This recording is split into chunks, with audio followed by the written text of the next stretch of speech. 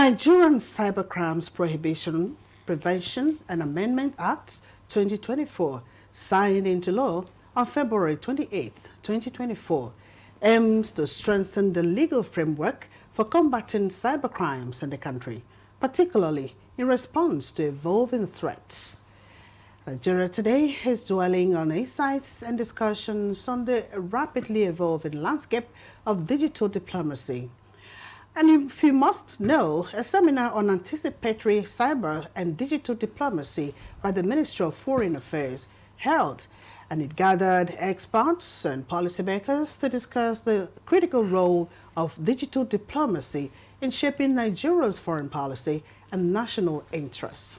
So join us as we explore the opportunities and challenges of digital technologies in diplomacy, cybersecurity, and international relations, delving into the world of digital diplomacy, examining the latest trend, best practices, and future dimensions. I'm Mina Daniels. Welcome to Nigeria Today.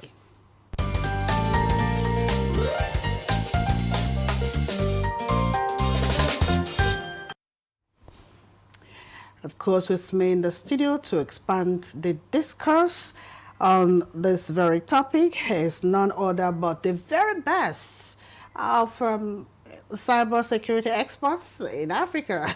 If you must know, Abdul Hakim Adejola is the chair, African Union Cybersecurity Expert Group. It's so good to have you in our studio today, It's an honor sir. and pleasure to be here. Thank you. Thank you. And of course, the lady, Professor Nenna Ifeanyi Ajofo, is a professor of law and vice chair, African Union Cybersecurity Experts Group. A professor at such a young age. Thank you for joining us. Thank you very much. Thank you. All right.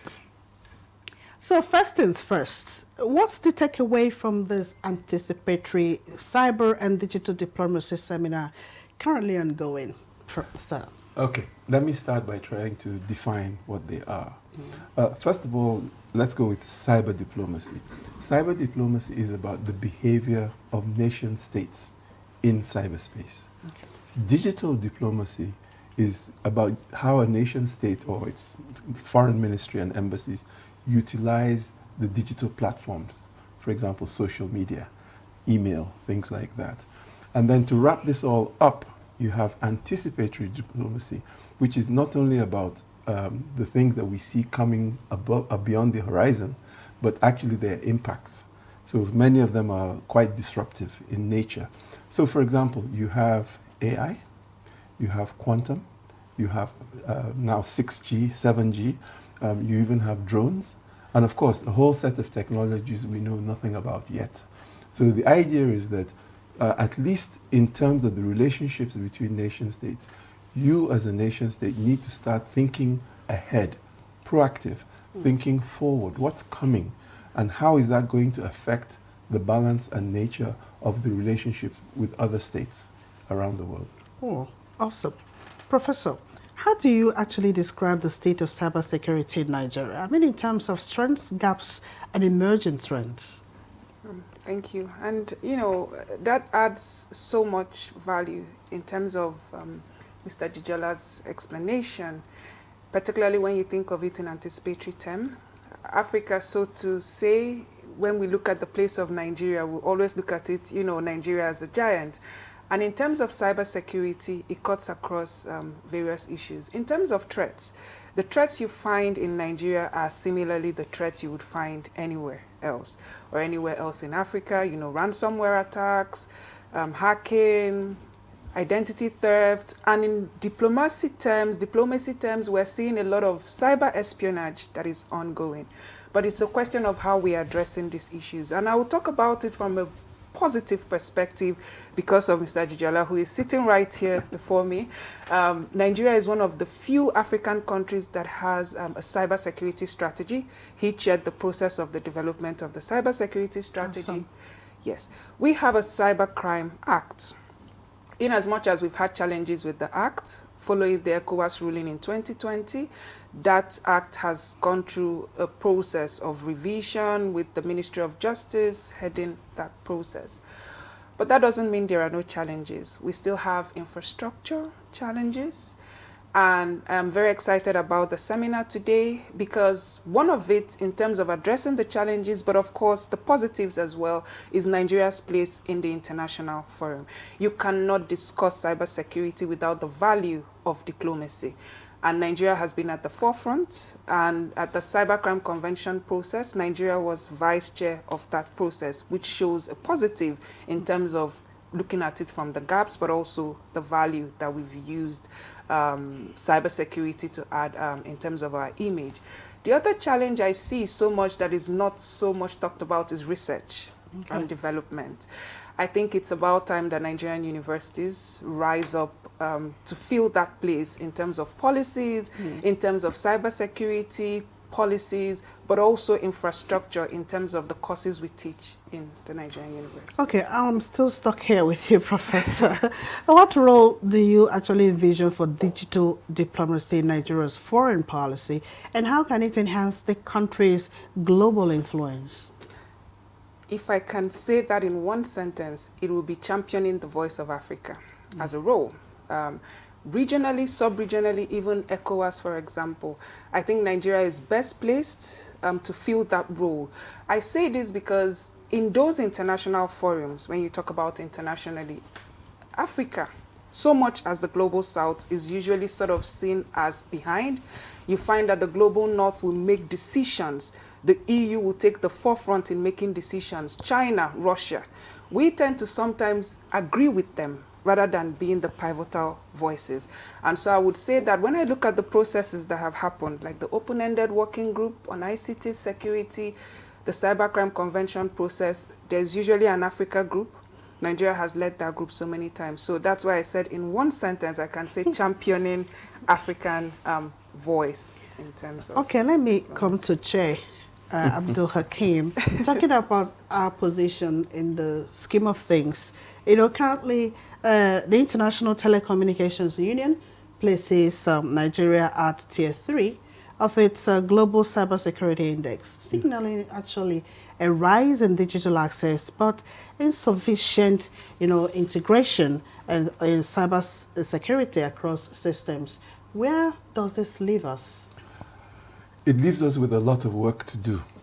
When you talk about cybersecurity, if I may put aside the technical and the jargon, it's actually about trust. For example, none of us would fly in an aeroplane if we were told that it was only 98% ready or functional. And so there are some sectors that, or you wouldn't use your bank, you know, or a particular bank if you felt your money was not safe. Okay. So this is where cybersecurity is all about building trust. Trust in our economy, trust in the infrastructure. Does it work? Trust in making sure that the bad actors can't take advantage of you. And so our position in the ITU, though I think we've improved a little bit in the last 1 or 2 years, I would say we have a lot more to do. So how can nations effectively address cybersecurity threats and, you know, still protect their digital infrastructure in the face of increasing, you know, global connectivity? The single most important thing is the human being. And so at the end of the day, whether you're building the human being's capacity, whether you're enhancing their awareness, these are the kind of things, and Professor Nenna had talked about research and development. These are all interconnected. So at the end of the day, as a society, we must take a whole of society approach, not simply a whole of government approach. But the core here is that we must continue to invest much more in the human being. It's about people. And I would just say, you know, we have to, when we are making our decisions, we have to look at those who are underserved. We have to look at those who are unserved. And indeed, we have to look at those who are unborn, because they have to live with the precedents and the consequences of our decisions in the future when we're not even there, maybe. Okay, let me come to Professor. How can the Ministry of Foreign Affairs build capacity for digital diplomacy among its diplomats and staff, and then what skills are required to effectively, for effective digital diplomacy? I know that they are the better beneficiaries of this ongoing seminar now. Yes. Absolutely. And if we followed the seminar today, the Honorable Minister of Foreign Affairs, he talked about so many initiatives that are ongoing now, the creation of a cyber diplomacy unit, and of course, working with Mr. Dijola, the creation of an AI unit as well, in terms of that. But I also want to add about the value of, for example, an AI lab. Cyber diplomacy is absolutely important, but like Mr. Dijola talked about, we have to be anticipatory. And one of the things we talk about is how AI is changing the value or the challenges we see with cybersecurity.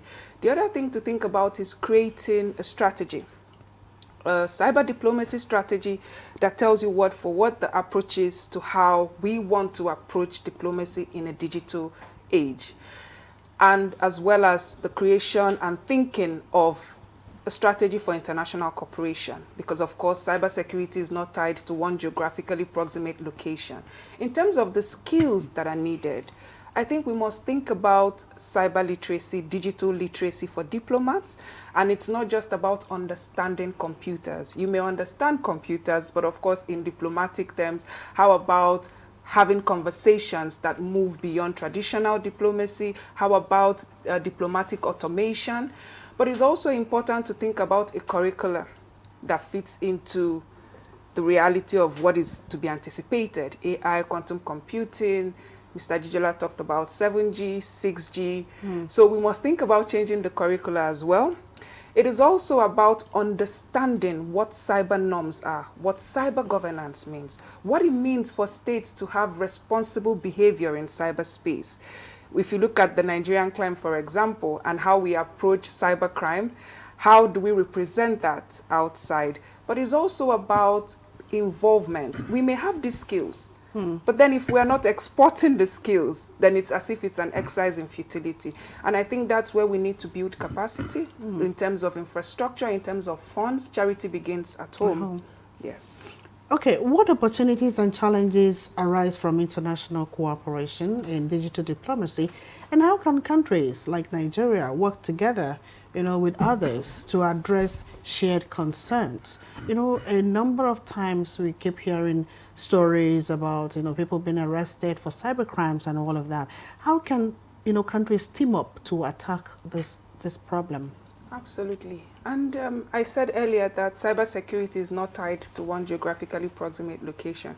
Before now, you would say this is Nigeria. This is where your border begins, this is where it ends. And that determined independence and sovereignty, that geographical location. But now, you could be in Nigeria, but virtually, you're actually in Vietnam. You're actually in Sao Tome. Yeah. You're not in one place. And that is why you can't mitigate, prevent, and even prosecute cybercrime alone. And so at the UN, the new cybercrime convention, yes, international cooperation is at the core. But then it presents challenges like you asked. And one of it is the fact that all nations are not equal. We are equal in terms of independence. Yeah. But when it comes to digital capacity, digital infrastructure, we are not equal. If you look around the room, for example, you would find that there are technologies that are actually imported. They are not indigenous to us. And so it means that there are digitally stronger states, but also digitally weaker states. So some of the countries in terms of digital diplomacy may be defining for the weaker states what they need to do.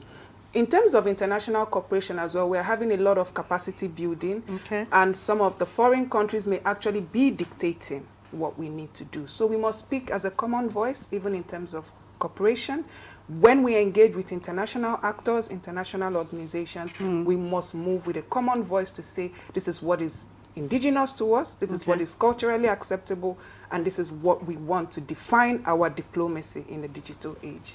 Okay, before we go for a break, Hakeem, just tell us what policy framework you think is needed to support anticipatory cyber and digital diplomacy, because I know it's your work, and how can it be developed and implemented effectively? Well, I don't think I would want to go too deeply into the specifics of policy, but first of all, take a step back. Cyber diplomacy, digital diplomacy, they're all diplomacy. So it is clear that the MFA has an institutional capacity for diplomacy. So it's actually now for them to take on something new. And this comes to the policy that it's actually really built on existing policies. Okay. It's not about discarding. So we still need what you would call traditional diplomacy. Okay. But you also now have space diplomacy. So you need to be able to have a policy framework that is sufficiently flexible to incorporate these new ideas. Many people have said in our part of the world, some of the next wars are going to be over water. You see, these are also the new issues coming up. Yeah. Climate change is there. So it's not all about bits and bytes and technology. But a big issue that the policy really has to look at and at least give us a direction with is our digital or data sovereignty. You know, as Professor Nenna has said, many of us use these global platforms. Our data, once it gets up there, it's basically a computer in somebody else's country. You have no control over it. So these are the areas I think our policy would need to look at. But just going back to some of and then the policy needs to look at the international cooperation. So for example, recently I think there was Operation Serengeti across Africa. AfriPol was very instrumental. Our own police were very instrumental. And I think they were able to recover well over $100 million, you see, from bad actors. And I think, close to 80,000 people were able to get something back. Now, we're not saying they got everything back, but this is the kind of cooperation you need, that even if the crime has been done, can we claw back from the bad actors, you know, basically what they've stolen. Thank you, Hakeem. And of course, we are still here discussing cybersecurity and digital diplomacy.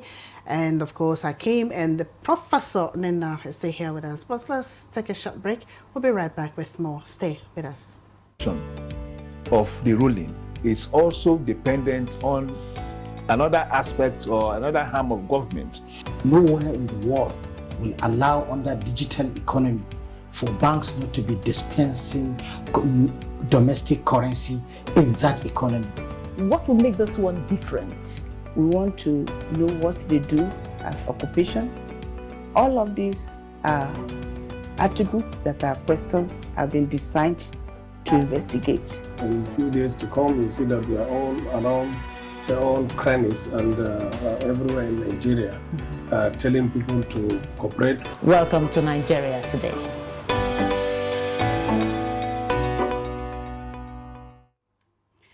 Welcome back. Professor Nenna is still here with me, with Abdul Hakeem, here discussing cybersecurity and digital diplomacy.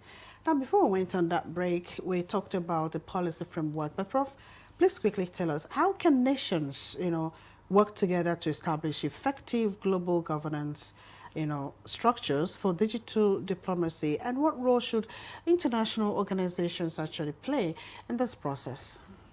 Absolutely. And, the key international organization here will be the United Nations, that over the years has long served as a platform. But also there are other organizations, which importantly, we must talk about the role of the African Union as a platform to ensure cyber governance. And there have been two processes. Like I said, Nigeria has been at the forefront, the open-ended working group on ICTs and the new Cybercrime Convention process. But then there was the UNGGE, which developed the norms of responsible state behavior. And I think it's important we talk about that. The norms of responsible state behavior are very important, even in the context of Nigeria, because it looks at people. Mr. Jijola talked about a whole of country approach. And when you look at responsible state behavior in cyberspace, it tells states what you should do and what you cannot do. Protect critical infrastructure, support humanitarian action, respect human rights, respect international law. The agreements you have under international law, they are binding. And in terms of cyberspace, they must be binding. So in terms of international organizations, they must serve as a platform. Okay. The African Union must provide a platform for continuous conversations. We have, for example, the Malabo Convention, which is the African Union Convention on Cybersecurity and Personal Data Protection. Nigeria is yet to ratify, but I see Nigeria championing a process that would mean that even though the platform is for international organization, but then we serve as a champion to move cyber governance forward in Africa. All right, Hakeem, in your opinion, what are the future directions for anticipatory cyber and digital diplomacy, and how can nations prepare for emerging challenges and opportunities in this space? Because every day we believe we've seen it all, and yet, it keeps cropping up.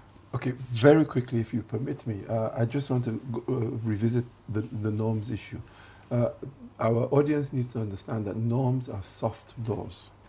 And what often happens with these soft laws, they're basically ways of doing things. For example, the way you talk to an elder or something, these are norms.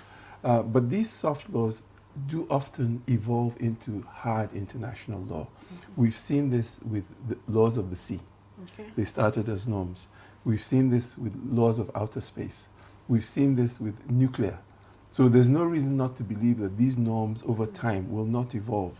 And that is why it's important, critical in fact, for Nigeria to make sure it has that voice in the international community. Now, the second issue is actually that the MFA itself, the Ministry of Foreign Affairs, yes, as part of its own strategy, needs to position itself as the gateway so that when the international community chooses to engage on a plethora of issues, we are simply talking about a segment, which is the anticipatory cyber and digital diplomacy, that they are that gateway so that the rest of our society, of course, starting with government, can engage. Now, in terms of what's coming in the future and how to basically handle it, it boils down to knowledge. We know, for example, that maybe electricity is a bit of a problem. However, we know that also from excrement, you can generate biogas to generate electricity. My point is that it's the intellect. Okay. So at the heart of it, it's about people, that's the intellect, the processes we have, and then the technology. So it's people, process, technology, in that order of importance. Okay. Prof, how can citizens key into digital diplomacy and shaping Nigeria's foreign policy and national interests? I would say that diplomacy is first about people. Ironically, under international law, when you say diplomacy, everybody thinks it's about the states.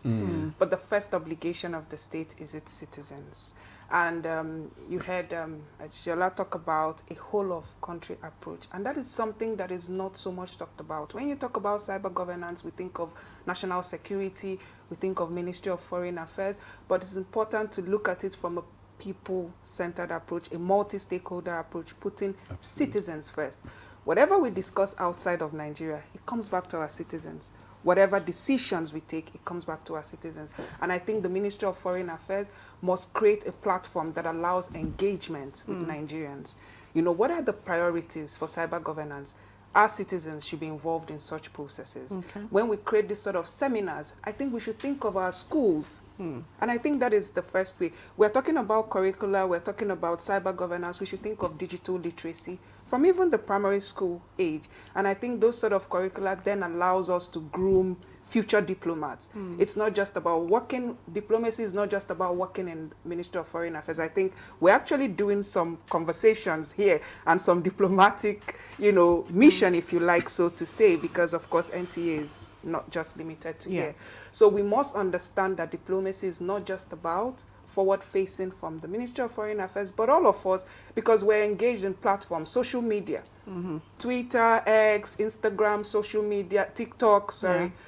Our citizens must understand that whatever we do can actually define our engagement. Why is it that the US is saying we don't want China's TikTok? Maybe perhaps because of how users are using them, So we as end users, as citizens, must also understand that whatever we do out there on social media platform is kind of defining some sort of diplomatic definition of what we want to see for our future in terms of digital age and how we anticipate. All right, Prof. We don't have so much time now, but Hakeem, just your parting word.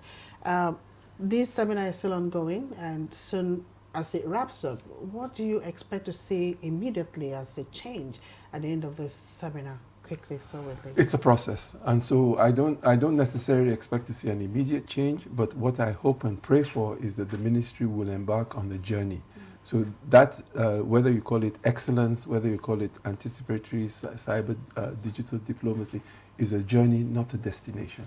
Okay. Prof, any final words? We should move from dependence to actually championing. And I think in the international processes, let's be the voice. And in terms of anticipatory, let's not just think about it as the future, but as the now, and how we are rewriting diplomacy for Nigeria and for our citizens as well. Professor Nina Ifeanyi Ajifo, Professor of Law and Vice Chair, African Union Cybersecurity Expert Group, thank you so much for coming on Nigeria Today. Thank you. Abdul Hakim, the Oga of the Ogas. I don't know about that. Okay, Chair, African Union Cybersecurity Expert Group, thank you so much for sharing your thoughts with us. Thank you for the honor of inviting us. Thank you. And to our esteemed viewers, thank you so much for watching Nigeria Today. Remember, as weekdays at 7:30 p.m. on NTA News24 with a repeat broadcast at 10 p.m. You can also watch this episode online at www.youtube.com/NTA News24 Hub. I am Mina Daniels, wishing you the best of the night. Bye.